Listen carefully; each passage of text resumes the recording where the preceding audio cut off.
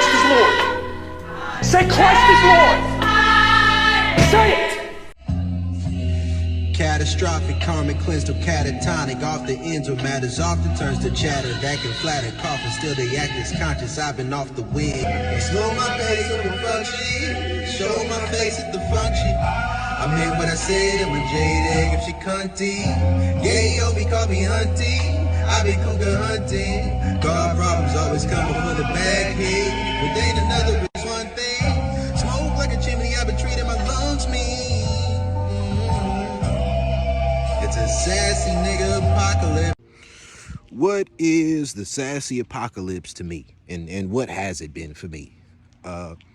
Last year, I had a Kundalini experience, and the sassy apocalypse for me is really about like the aftermath of my Kundalini experience and confrontation with the Leviathan spirit. Right? That's really what it was. I was down bad, and my mind broke, and all I had the ability to do was to fight, to fucking to lead.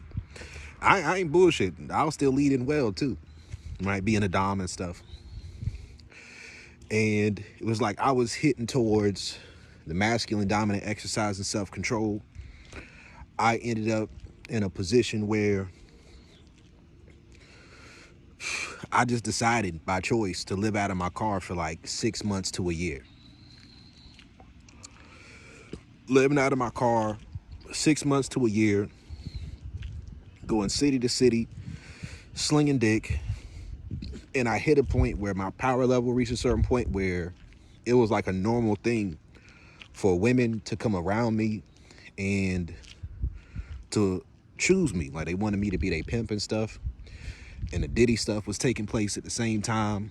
And I decided that before I would have women sell themselves for me, that I would sell myself first. So I just out there, just ripping and running, making women squirt, cry on it, giving them throat gasms, stuff like that. And, you know, during that period of time, I kept getting flashed with like memories of childhood sexual trauma and stuff, which made me feel very violent.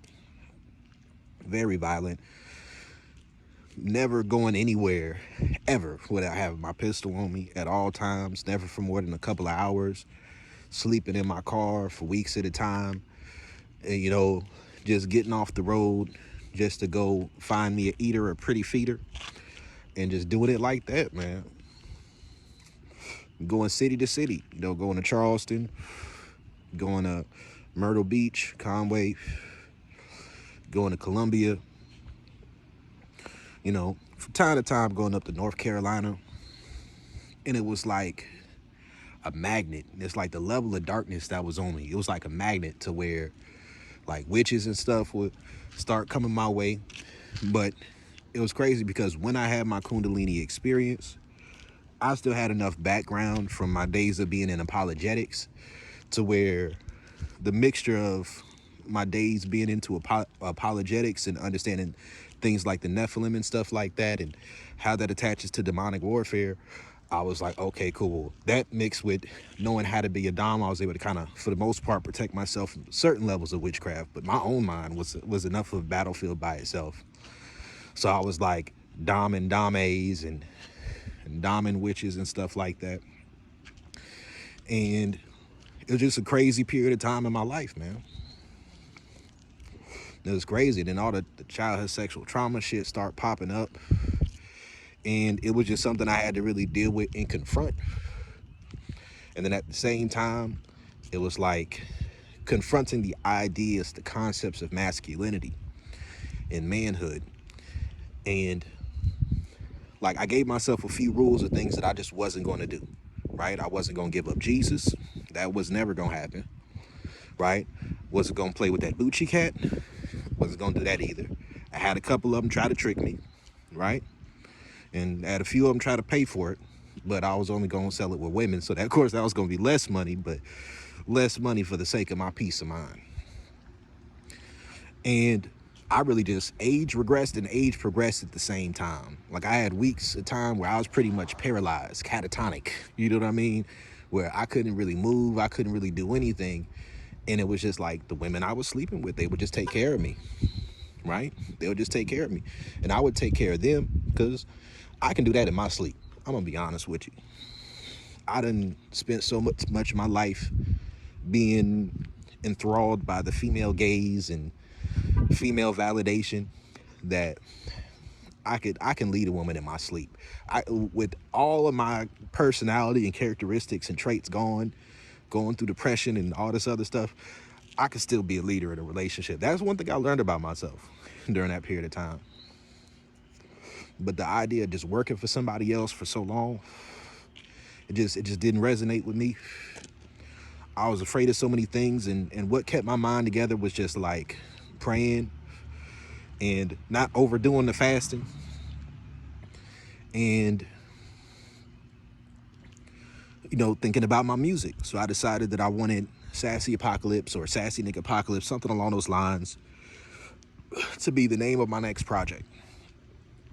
And what made this shit worse was at the same time, all the stuff that I spent years studying with this esoterics, all this time I spent studying throughout my life, all these conspiracy theories just started coming true at the same time.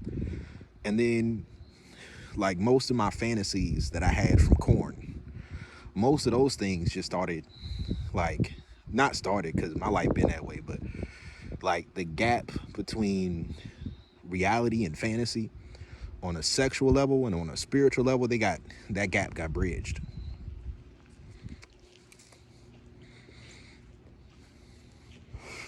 And it was just, I decided that I didn't want to make mistakes I've made before and like invest myself so much into the anima projection to where it's like I'm making a woman responsible for my mental health, making a woman responsible for my sanity, making a woman responsible for me in that way.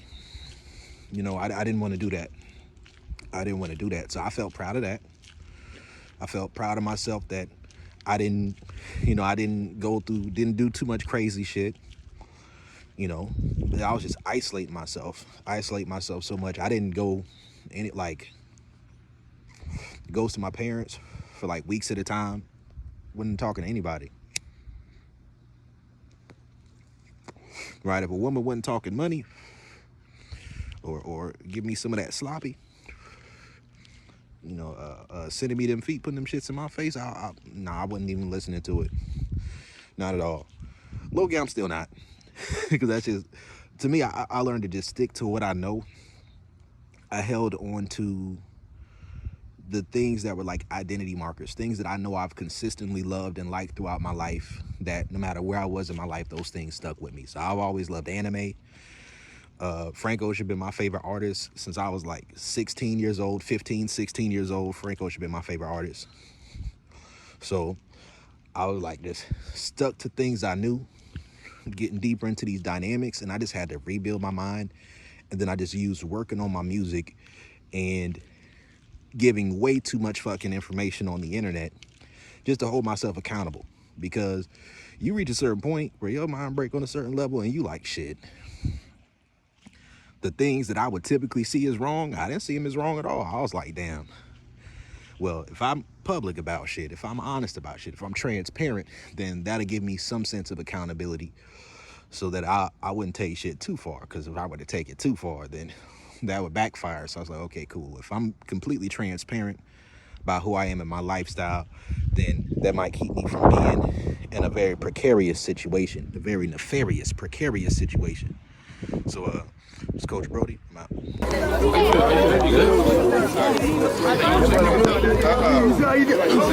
a Sassy Nigga Apocalypse.